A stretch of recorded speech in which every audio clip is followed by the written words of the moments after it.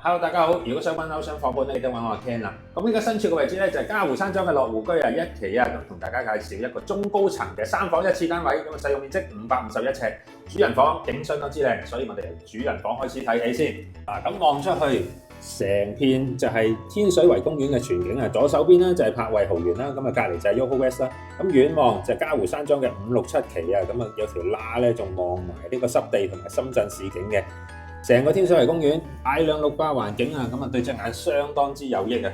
咁再望一望個主人房，有個凹位啦，做咗個衣櫃。咁睇埋另外一個房，呢個房咧都有個窗台可以利用埋佢嘅。咁啊上咗半張床上去啦，或者佢做一啲櫃啦。咁啊呢度做一個大衣櫃或者書台都夠位。咁望一望景呢邊咧就望翻天瑞村，都係一個內園嘅位置嚟嘅。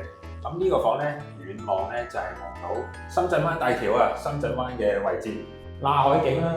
咁啊望一望另一個細房，細房亦都係呢個房係細少少，咁啊一樣係擺一個單人床啦，咁啊衣櫃，景都係一樣噶啦。咁睇呢個洗手間，通風窗啦，咁啊馬桶換過，地下鋪過，咁呢個星盤咧就原裝，咁啊做咗個企缸啦，咁啊好多人都唔中意浴缸噶啦，企缸就方便啦。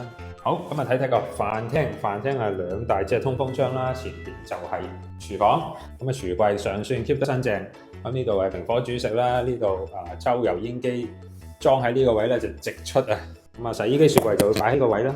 睇埋個客廳，咁啊客廳通常就係梳化電視，咁啊鑽石廳都係咁樣擺噶啦。呢度係鞋櫃啦。